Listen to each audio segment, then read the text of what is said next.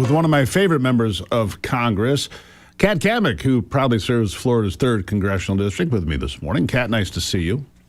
Hey, good morning to you, Steve. How are you? I'm well. Just getting off a long holiday weekend, which was very pleasant. I hope you had a good weekend as well.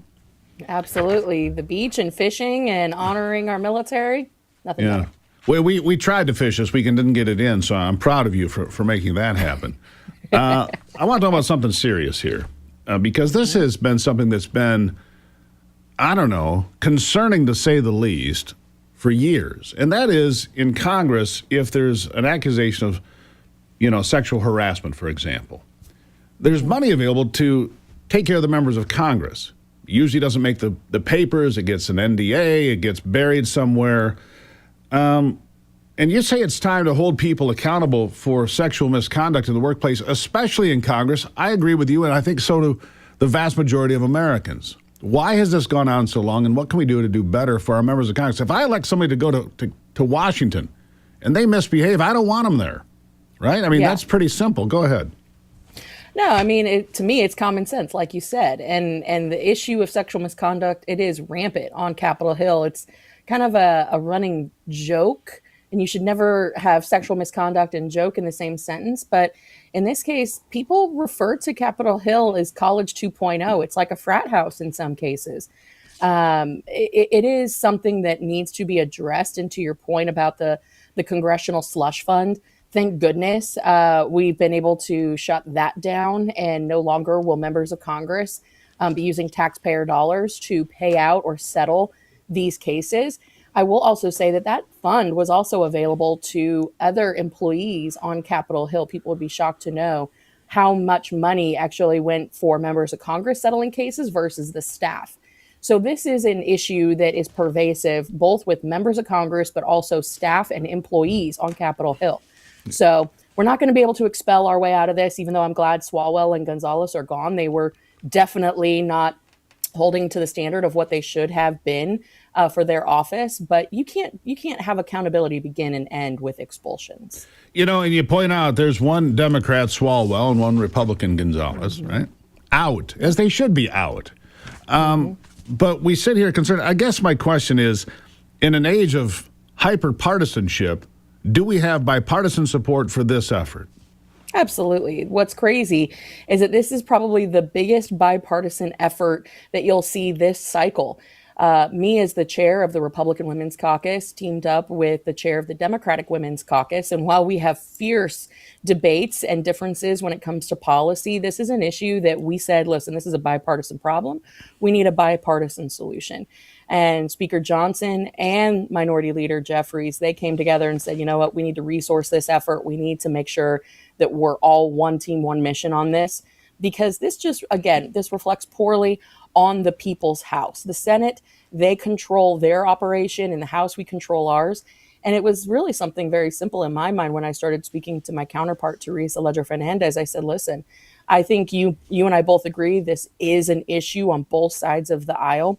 And I know people will be shocked in a contentious midterm election year to see us working on this. But I think we could actually do something pretty impactful and meaningful, because if we can't police ourselves, if we can't hold ourselves accountable, how in the heck are we going to drive accountability across the rest of the country, whether it is in media, whether it's in military, whether it is, in all these other industries? We have to hold ourselves to a higher standard. So it starts in the House, and we're going to lead the way. And this has been true in industry for a while now, especially when it comes to interns. And look, on Capitol Hill, I'll use Eric Swalwell as an example, targeting interns for much of this abuse, if you will. At least that's the allegation.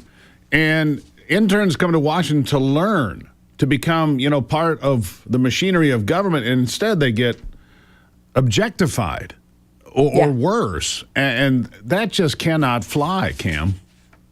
No. I mean, what's pretty crazy is you have this massive power imbalance, this dynamic of in Congress, everyone wants to be a yes man for their boss. And so if the member is behaving badly, you often see senior staff trying to cover, trying to excuse. If the staff is behaving badly, you see a lot of excuses, a lot of, hey, we're going to move things around. And typically it's your junior staff that falls victim to a lot of this type of behavior. I will say in the case of Swalwell, I spoke to a reporter last week who said, as she was interviewing me, she said, listen, off the record, he used to text me at all hours of the night. And she said, and it's a weird position to be in because I don't want to give up my source. She's like, but he was so creepy and he was coming on so strong. And my boyfriend was just livid about it. I mean, this is a reporter, and I've heard this from other reporters about other members. So I have had staffers, I have had employees of the House, I have had members of the media, and I have had other people coming forward out of the woodwork saying, it's about dang time that y'all are addressing this because, I had this situation, or my friend went through this situation. It is an absolutely pervasive environment for sexual misconduct. Well, you've got to curb it. Here's the last question then, Kat. Yeah. Are there any members of Congress right now you are concerned with? You don't have to name names, but are there members currently working in Congress that you're concerned about? Absolutely. And I am fully on the record on this. I believe Representative Corey Mills is not fit to hold the office that he does. And again, I'm saying this as an equal opportunity offender here. I don't care if you're Republican or Democrat. Right is right and wrong is wrong. And when you have a restraining order against you for sexual misconduct, for dating violence, that speaks volumes, not to mention some of the other issues surrounding and clouding his office right now, misuse of taxpayer funds, stolen valor, you name it, the list goes on and on.